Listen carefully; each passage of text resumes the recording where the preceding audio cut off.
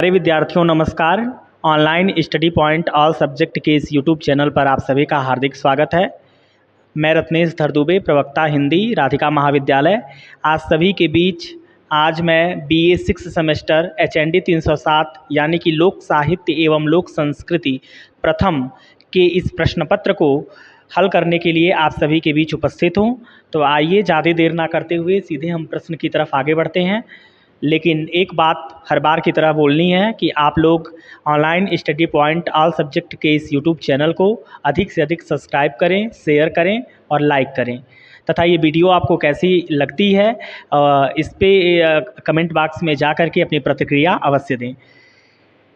आज हम लोग लोक साहित्य एवं लोक संस्कृति प्रथम के इस प्रश्न पत्र को हल कर रहे हैं, जिसका पहला प्रश्न है चैता किस महीने में गाया जाता है। आप देख रहे होंगे प्रश्न है चैता किस महीने में गाया जाता है। तो इसका सही जवाब होगा ऑप्शन डी, चैत्र में, यानी चैत के महीने में, चैत्र के महीने में चैता गाया जाता है। दूसरा प्रश्न है तमाशा कहाँ का लोक नाटक है। तो तमाशा जो है इसका सही जवाब होगा ऑप्शन सी, महाराष्ट्र। तमाशा जो है महाराष्ट्र का लोक नाटक है। तीसरा प्रश्न है पंजाब का लोक नृत्य है। तो पंजाब में आप सबको पता है भांगड़ा जो है वो पंजाब का लोक नृत्य है। तो इसका सही जवाब ऑप्शन सी होगा, भांगड़ा। चौथा प्रश्न आप देखिए, भाड़ में कैसे चरित्र की प्रधानता रहती है। तो भाड़ में धूर्त चरित्र की प्रधानता होती है। तो इसका सही जवाब होगा ऑप्शन सी, धूर्त। पांचवें प्रश्न की तरफ हम आगे बढ़ते हैं। पांचवा प्रश्न है इनमें से लोक नाट्य का प्रकार है, मतलब कौन कौन सा इनमें लोक नाट्य कहा जाएगा। तो आपको पता होगा रामलीला, स्वांग, नौटंकी, ये तीनों लोक नाट्य के ही प्रकार हैं। इसलिए इसका सही जवाब ऑप्शन डी होगा, ये सभी। छठा प्रश्न है पचमंगरा गाया जाता है। तो आपको ये भी विदित होगा कि पचमंगरा जो है वो जनेऊ में भी गाया जाता है, विवाह में भी गाया जाता है। ए और बी इसका दोनों सही जवाब है, यानी ऑप्शन सी इसका सही उत्तर होगा। सातवें प्रश्न की तरफ हम आगे बढ़ते हैं। सातवां प्रश्न है किस लोकगीत में संयोग और वियोग दोनों की प्रधानता रहती है। तो कजरी जो गाया जाता है, कजरी में संयोग और वियोग दोनों की प्रधानता देखने को मिलती है। तो इसका सही जवाब होगा ऑप्शन सी, कजरी। आठवें प्रश्न की तरफ हम आगे बढ़ते हैं। आठवां प्रश्न है संस्कार का अर्थ है। तो संस्कार का अर्थ परिष्कार होता है। ऑप्शन ए इसका सही जवाब होगा। नौवें प्रश्न की तरफ प्यारे विद्यार्थियों हम आगे बढ़ते हैं। नौवां प्रश्न है लोक का अर्थ है। तो लोक का अर्थ है संसार। ऑप्शन सी इसका सही जवाब है। 10वें प्रश्न को हम देखें तो 10वां प्रश्न है लोक साहित्य की भूमिका के लेखक हैं। लोक साहित्य की भूमिका किसकी पुस्तक है। तो लोक साहित्य की भूमिका जो रचना है वो कृष्णदेव उपाध्याय की है। ऑप्शन ए इसका सही जवाब होगा, कृष्णदेव उपाध्याय। 11वें प्रश्न की तरफ हम आगे बढ़ते हैं। 11वां प्रश्न एक कथन है और पूछा जा रहा है कि किसका कथन है। कथन क्या है देखिए, जो लोग संस्कृत अथवा परिष्कृत वर्ग से प्रभावित न होकर अपनी प्राचीन स्थितियों में रहते हैं वे लोक होते हैं। यह कथन किसका है। तो यह कथन है कृष्णदेव उपाध्याय का, यानी ऑप्शन बी इसका सही जवाब है। 12वें प्रश्न की तरफ हम आगे बढ़ते हैं। 12वां प्रश्न है पंचतंत्र और हितोपदेश की कथाएं हैं। तो पंचतंत्र और हितोपदेश की जो कथाएं हैं वो नीति कथाएं मानी जाती हैं, नीति संबंधित कथाएं हैं। अगले प्रश्न की तरफ हम आगे बढ़ते हैं। 13वां नंबर प्रश्न है हिंदी के लोक गीतों का संग्रह किसने किया है। तो हिंदी में लोक गीतों का संग्रह जो है राम नरेश त्रिपाठी ने किया है, कविता कौमुदी के माध्यम से। कविता कौमुदी में राम नरेश त्रिपाठी ने हिंदी के लोक गीतों का संग्रह किया है। 14वां नंबर प्रश्न है लोक साहित्य किससे संबंधित होता है। तो लोक साहित्य जो है वो जनपद के प्राचीन प्राकृतिक जीवन से संबंधित होता है। ऑप्शन डी इसका सही जवाब है। 15वां प्रश्न है लोक साहित्य की अभिव्यक्ति किस माध्यम से होती है। तो लोक साहित्य की जो अभिव्यक्ति है वह किसी जनपदीय बोली के माध्यम से अभिव्यक्त होती है, इसलिए इसका ऑप्शन डी सही जवाब है।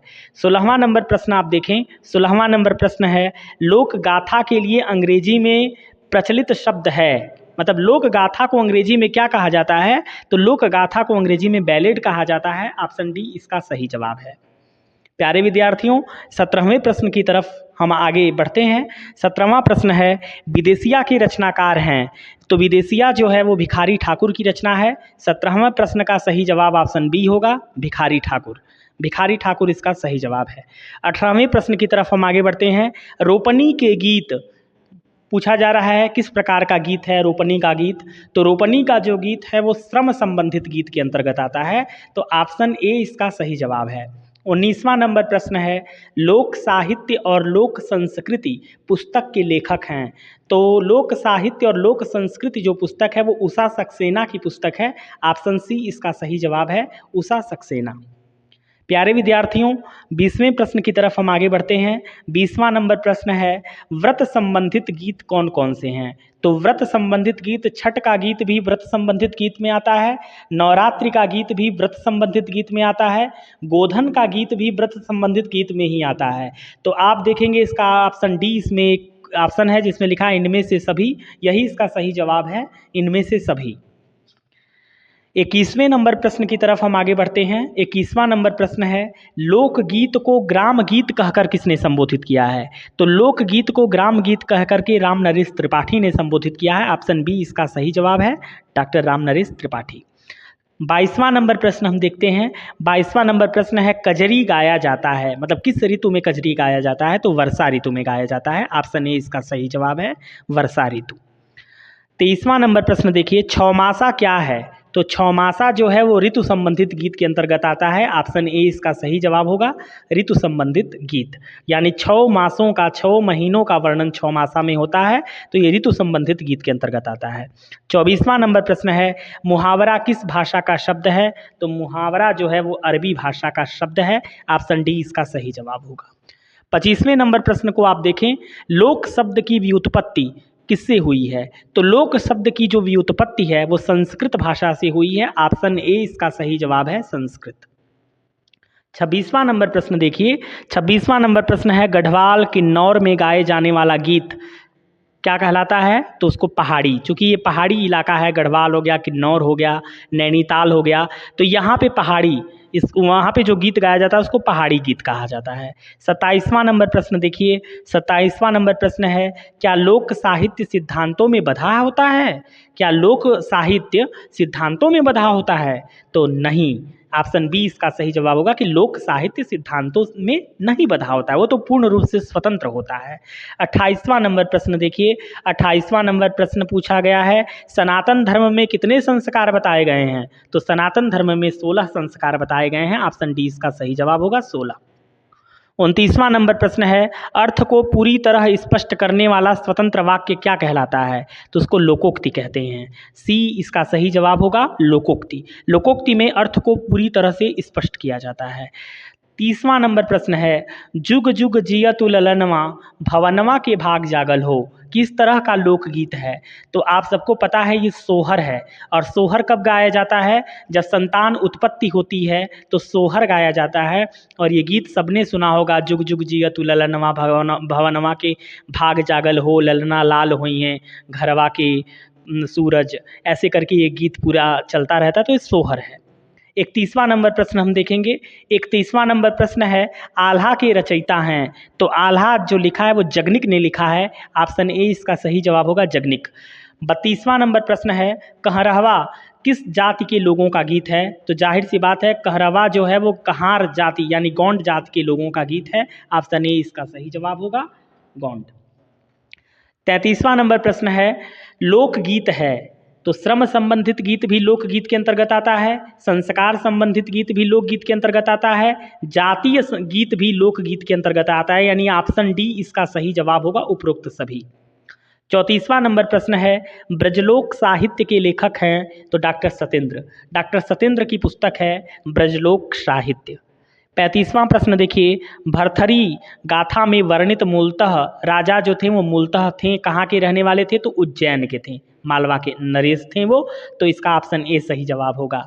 36वां नंबर प्रश्न है, भवई लोकनाट्य किस प्रदेश में सर्वाधिक लोकप्रिय है? तो यह गुजरात में प्रसिद्ध है। ऑप्शन डी इसका सही जवाब होगा। 37वें नंबर प्रश्न की तरफ हम आगे बढ़ते हैं। 37वां नंबर प्रश्न है, संस्कृत में पहेली को क्या कहा जाता है? तो संस्कृत में पहेली को प्रहेलिका कहा जाता है। ऑप्शन बी इसका सही जवाब होगा, प्रहेलिका। 38वां नंबर प्रश्न है, समदाउन गीत है, तो समदाउन जो है वो पुत्री के विदाई के समय जो गीत गाया जाता है उसको समदाउन गीत कहा गया है।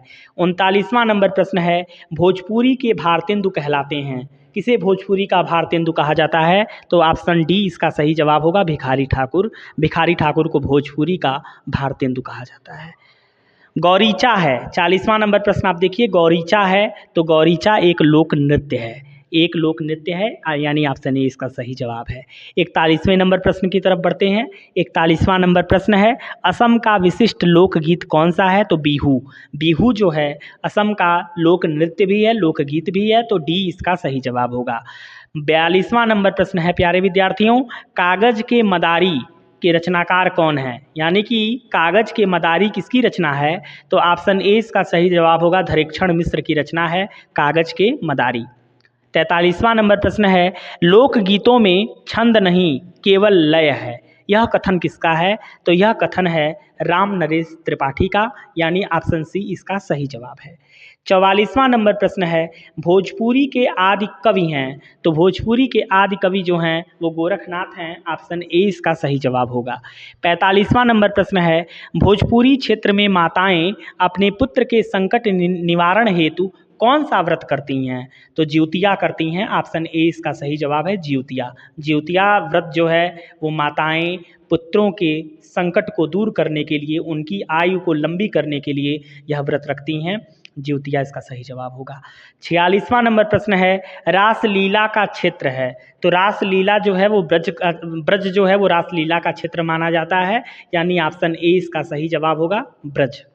47वां नंबर प्रश्न है, बिरहा का संबंध किस जाति के लोगों से जोड़ा जाता है? तो बिरहा का संबंध जो है वो अहिर जाति के लोगों से जोड़ा जाता है, यादव जाति के जो लोग हैं वो उन्हीं से माना जाता है कि बिरहा का जो सीधा संबंध है वो उन्हीं से रहा है, तो अहिर, यानी ऑप्शन ए इसका सही जवाब। 48वां नंबर प्रश्न है, सोहर शैली में लिखी तुलसीदास की रचना कौन सी है? तो सोहर शैली में या सोहर छंद में लिखी गई तुलसीदास की रचना रामलला नहछू है, ऑप्शन डी इसका सही जवाब होगा, रामलला नहछू। 49वें नंबर प्रश्न की तरफ हम चलते हैं। 49 नंबर प्रश्न है, भोजपुरी वीर काव्य के लेखक कौन हैं? तो भोजपुरी वीर काव्य के लेखक हैं प्रसिद्ध नारायण सिंह, ऑप्शन सी इसका सही जवाब होगा, प्रसिद्ध नारायण सिंह। 50वां और आखिरी प्रश्न प्यारे विद्यार्थियों, ये एक कथन है, पूछा जा रहा है किसका कथन है, और कथन क्या है सुनिएगा। लोक शब्द का अर्थ जनपद या ग्राम नहीं है, बल्कि नगरों और ग्रामों में फैली हुई वह समुचित जनता है जिनके व्यवहारिक ज्ञान का आधार पोथियां नहीं हैं। यह कथन किसका है? तो यह कथन है हजारी प्रसाद द्विवेदी का, ऑप्शन ए इसका सही जवाब होगा, हजारी प्रसाद द्विवेदी। प्यारे विद्यार्थियों, मुझे पूरा विश्वास है कि यह वीडियो आपको काफ़ी आप सबके लिए लाभदायी होगा और आगामी परीक्षा के लिए काफ़ी यहाँ से आपको सहूलियत मिलेगी। निश्चित रूप से ये वीडियो आपको कैसा लगा, कितना आपके लिए उपयोगी है, इसको कमेंट बॉक्स में लिख के ज़रूर बताइएगा, और फिर हम आगे नए वीडियो में मिलेंगे। तब तक के लिए बहुत बहुत धन्यवाद।